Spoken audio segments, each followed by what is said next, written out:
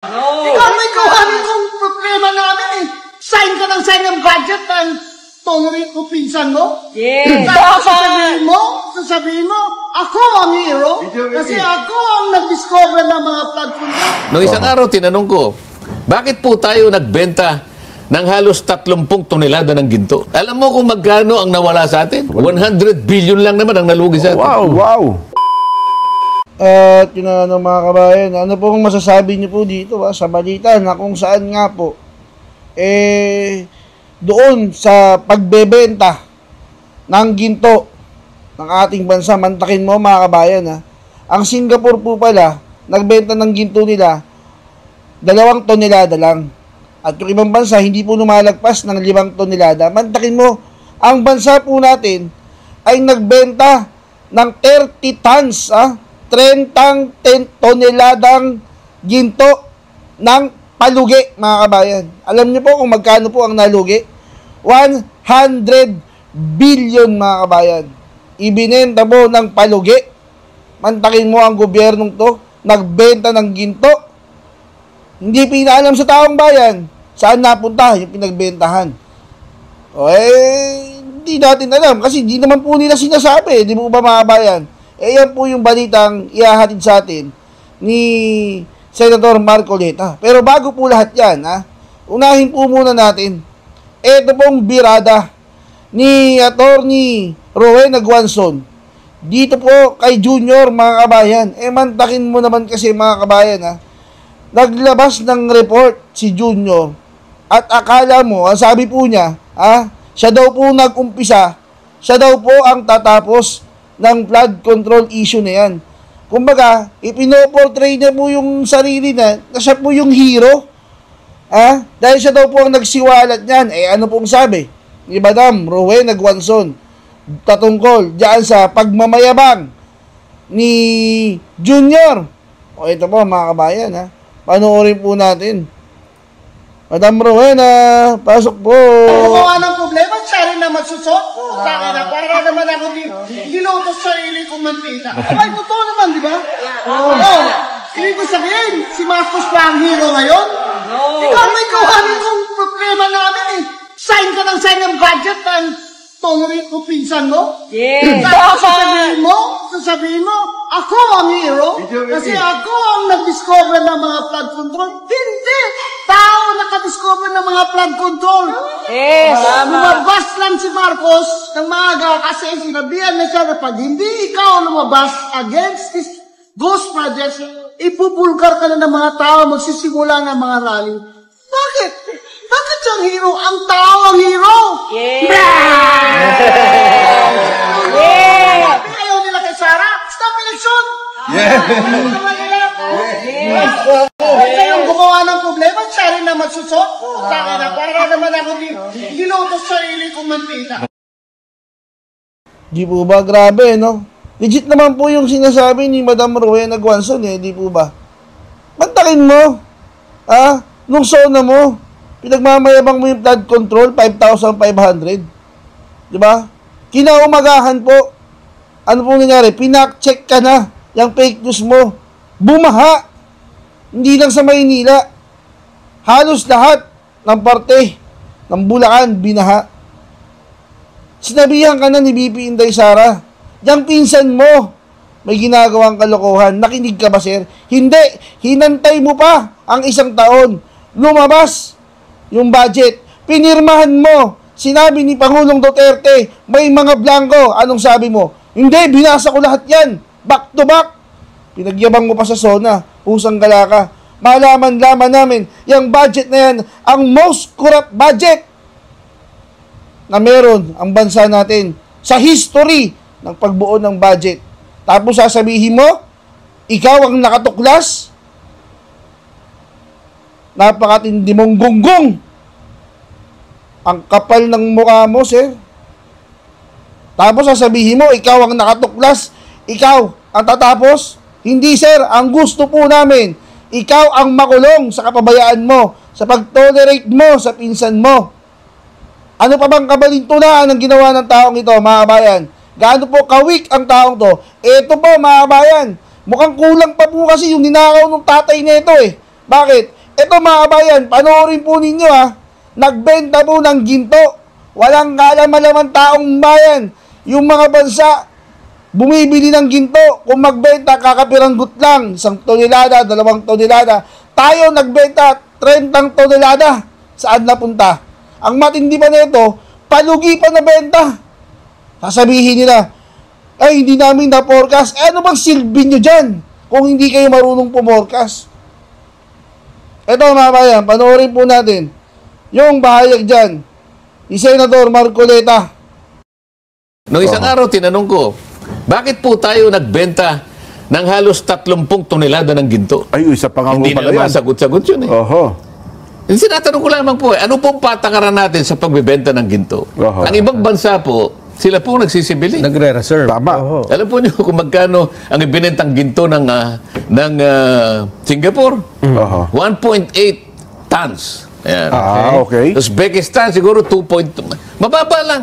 Siguro talaga meron lang silang gustong i-adjust sa kanilang financial system. Oho. Tayo 30 30 tonelada. tonelada. Grabe, no? 2024. Opo. Nang kung ngayon mo sana ibinenta. Ay, laki nun yan. Tumaas nga. Ang laki ngayon. Oo. Alam mo kung magkano ang nawala sa atin? Oho.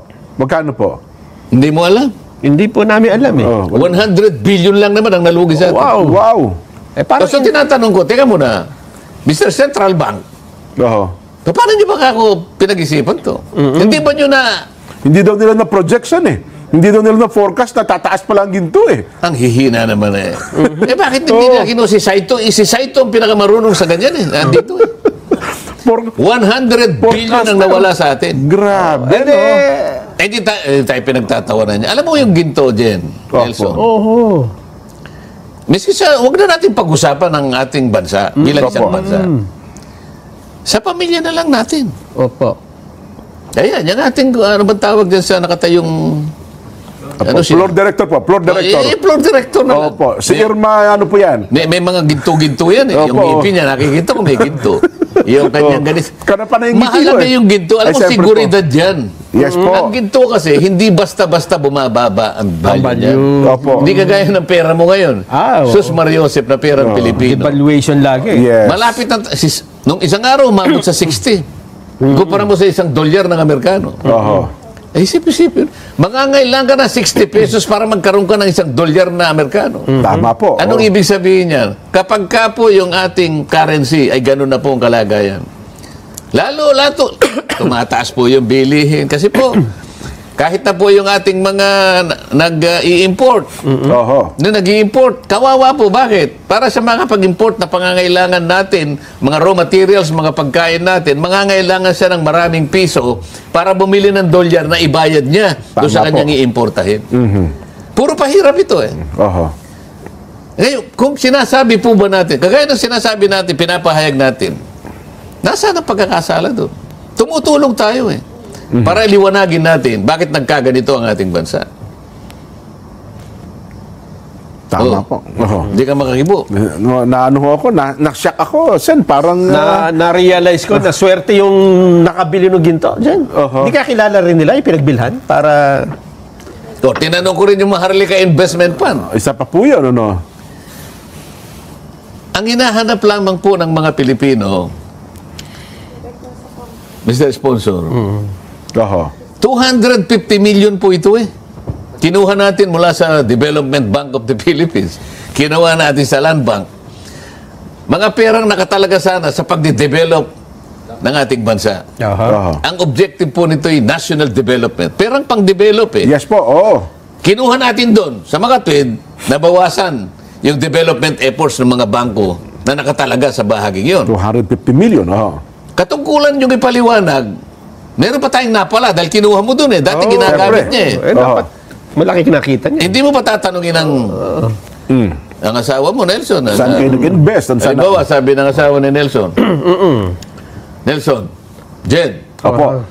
yung kinuha mong pera na sabi mo i-invest mo, Oho. Sana. baya kinakailangan magpaliwanag ka. Ang sabi mo sa akin, kinuha mo yung perang Oho. nakatago dito sa ating baul. Oho. Dahil sabi mo, i-invest natin para kumita tayo ng mas konti, kahit konti lang, Dagdag makadadagdag yan. sa ating pangangailangan. Yes po naman. 2 taon nang nakararaan, Nelson, baka akala mo ba'y nakakalimutan ko yung ginawa mo sa akin? Oho. Aba, hindi naman. O itatanong ko saan mo dinala at saka magkano ang kinita? Ibinaon ko po sa lupa. Ibinaon ko po sa lupa. Dahil batid kong kayo sumasa sa mga hindi nyo naman sakahan. Para pagdating nyo, bubungkalin ko, walang tubo. Anong tubo? Ito nga eh. Wala bang karapatan ng mamamayan na tanungin tayo? Dahil kinuha ninyo eh. Karapatan ho ng Oo, mamamayan yun. ni-report nila. Nag-invest po kami rito, dito. 3 investment lang eh. Opo. Oo. Ano pong napala natin? Wala eh. Wala po ba? Wala silang maikwento sa akin. Sabi ko, ako po, ginagamit ko ang aking Teka sana, opisina. para maging clear, sino yung tinatanong nyo rito? Baka naman kung sino lang. Yung sponsors, Nandun kami sa plenary debates Opo. ng ng Bangko Sentral DBCC. ito eh. Nakarap lahat ang economic cluster Nandun doon. sila. So, pwede Yes nilang po. sagutin. Nandun ang DBM, nandun ang Department of Finance, nandun yung Central Bank, nandun yung DepDev. Ano yun? development, basta yun. Oo. Kaya, yung lahat ng mga Economic importanteng manager. mga Yes. tao na may kinalaman Oho. sa pagpapayabong ng kinabukasan pambansa ng ating kabuhayan. Opo. Pero sumasagot sila, hirap na hirap. Senador Sherwin Gatchalian eh. Kasi sa rules namin, Siya ang ang sasagot sponsor, talaga eh. yung sponsor. Yes po. Oo. Oo. Siyempre, bulong ng bulong. Oho. Sabi ko sa kanila. Paano i-suspend nga eh. Oo. Di ba? Opo. O, sinabi ko, sinabi ko na para makatulong, ibaba natin ang presyo ng kuryente, alisin natin ang 12% VAT. Nakarap silang lahat doon eh. Open naman ang debate riyan eh. Okay.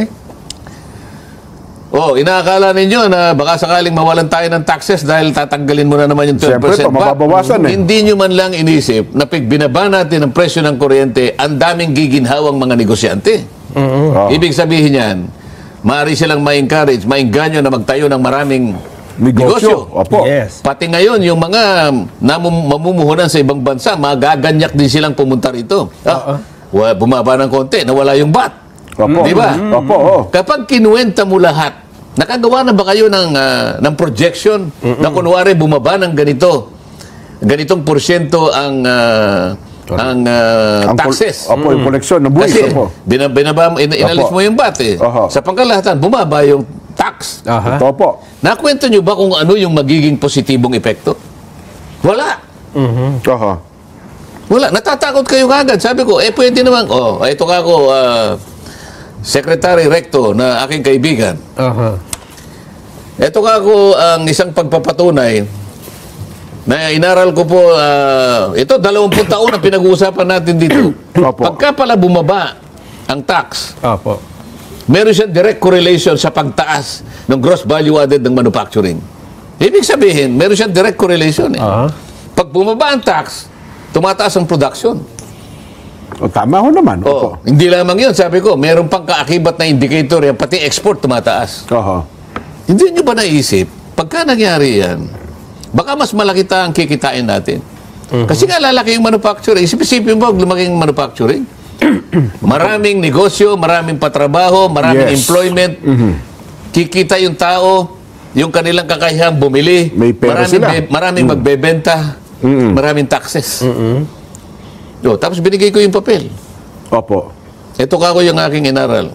Makikita mo dyan yung direct correlation ng taxes at saka gross value added ng manufacturing and exports. Oho. Hindi siya kumibo. Ibig sabihin, naniniwala siya sa ginawa ko. Natotoo yung sinasabi ko. Totoo naman ho. Balik tayo sa Maharlika Investment Fund. Opo, yan. Oho. Ano nagganansya natin? Ano po Doon sa 3 investment na yun. Nakapag-invest po kami ng 3. Hindi ko po tinatanong kung saan kayo nag-invest dahil alam ko po kung saan kayo nag-invest. Ang tinatanong ko po, Anong ganansya? anong napala natin? Kumita ba Naghihintay tayo po yung dyan? taong bayan. Oo. Oo. Wala pa po eh. Yun sinasabi ko sa inyo. Wala pa po eh. Kasi po hindi po naman ganun kadali. Oo. Kinuha mo nga eh. Kagaya ng tinatanong ko sa kinuha mo sa asawa mo, magpaliwanag ka. 2 taon na nakararaan, wala tayong kinita. Eh baka nabawasan pa po yun sa halip ng kumitasan kasi ang lalaki ng sweldo nila dyan eh. May transactional fee. Eh, tsaka yung laki ng sweldo ng mga opisyalis Buti ng na sabi mo, Maharlika. parang 2 million naman tata. Yes po, oo. Yun lang, pinaka-chairman niya, tama, 2 million naman. O, iwanan natin. Ano pang gusto niyong pag-usapan? Ang dami. Ang sinasabi lang natin, kailangan maging transparent tayo. Ito lamang ang paraan para malaman ng tao ano nang kalagayan ng ating bansa. Napakalinaw po nung pagpapaliwanag ni Senator Marcoleta. Magmula doon sa pagbebenta ng ginto, pati doon sa pagbabawas ng tax. Pero alam mo sir, hindi naman po yan eh. Hindi po susundin yan ng mga nakaupo po ngayon. Alam niyo po bakit? Kasi mawawalan po sila sir. Nakibubulsa po nila.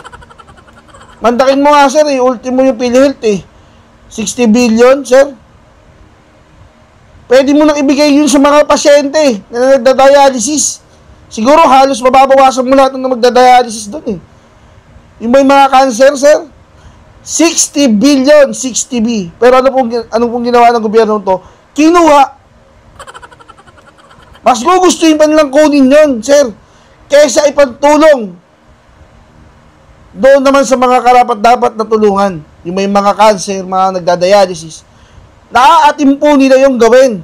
Ano pong sabi ng Dr. Lechon at ng iba pang mga doktor ngayon? Patay na po ang healthcare system ng ating bansa. Pagsalita po ba si Bongbong patungkol dyan? Wala.